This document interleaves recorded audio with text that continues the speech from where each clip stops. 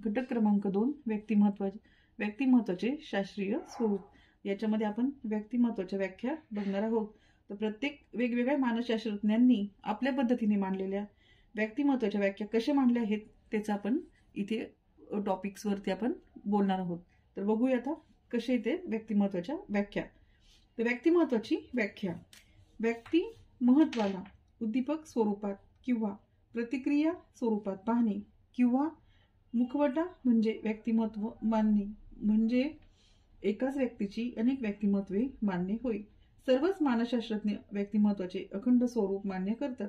अनेकांना असे वाटते की व्यक्तिमत्व ही वस्तुनिष्ठ बाब असून तिचे निरीक्षण व अभ्यास सहजतेने केला जाऊ शकतो। व्यक्तिमत्वाच्या काही व्याख्या आपण पाहू। 1.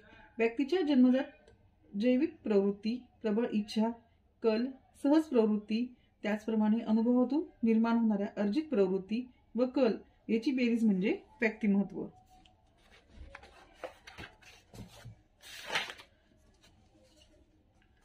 या व्याख्येनुसार व्यक्तिमत्व सहज अभ्यासण्याजोगे असले तरी या व्याख्येत उल्लेख केलेल्या व्यक्तिमत्व घटकाच्या संघटनेवर भर देण्यात आलेला नाही। 2. व्यक्तीच्या विकासाच्या कोणत्याही अवस्थेतील संपूर्ण मानसिक संघटन म्हणजे तिचे व्यक्तिमत्व। या व्याख्येत बुद्धी, स्वभाव, कौशल्य, नैतिकता, आयुष्यात वेळोवेळी निर्माण झालेल्या प्रवृत्ती या सर्वांचा समावेश होतो। ही व्याख्या संघटित स्वरूपावर भर देते पण केवळ मानसिक घटकाचा निर्देश करते, शारीरिक अंगाचा समावेश करीत नाही। समाजशास्त्राच्या दृष्टिकोनातून व्याख्या करताना सामाजिक घटकाला अवास्तव महत्त्व दिले जाते। मानवी समूहाचा अत्युच्च बिंदू म्हणजे व्यक्तिमत्व। आता 3ची व्याख्या पण बघू। या व्याख्येत व्यक्तीला वा तिच्या स्वयंपूर्णतेला महत्त्व दिलेले नाही।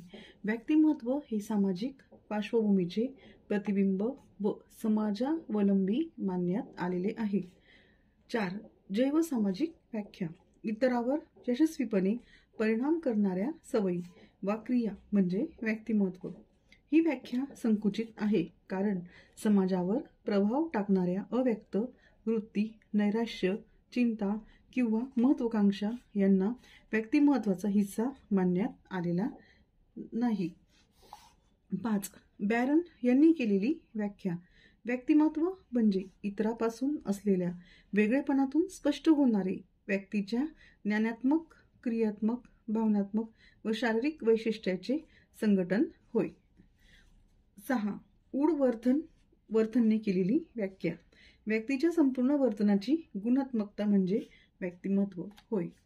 7. नॉर्मनने केलेली व्याख्या, मनुष्याची शरीररचना, त्याच्या वर्तन पद्धती, अभिरुची, अभिवृत्ती, बौद्धिक सामर्थ्य व निरनिराळ्या क्षमता, पूर्ववृत्ती आणि इतर प्रकट वैशिष्ट्याच्या समग्र आकृतिबंधाला किंवा संश्लिष्ट रूपाला व्यक्तिमत्व म्हणतात। या प्रकारे व्यक्तिमत्व हे व्यक्तीचे बाह्य स्वरूप, त्याचे गुण, प्रवृत्ती, सामर्थ्य इत्यादीचे संघटन होय। व्यक्ती आणि परिस्थिती यांच्या परस्पर क्रियेचा तो परिणाम होय। व्यक्तिमत्वाच्या व्याख्यांची यादी करावी तेवढी थोडीच होईल। 1973 साली ऑलपोर्टने व्यक्तिमत्वाच्या 50 व्याख्या करण्यात आलेल्या आहेत हे दाखवून दिले होते। या संख्येत आतापर्यंत कितीतरी भर पडलेली आहे। या व्याख्येमध्ये व्यक्तीच्या संघटित स्वरूपाला, सामाजिक प्रभावाला, तिच्या इतरांपेक्षा असलेल्या भिन्न तत्वाला, वर्तन प्रकारांना महत्त्व देण्यात आलेले आहे।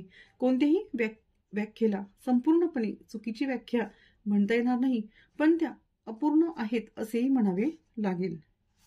इथे आता आपला टॉपिक संपला।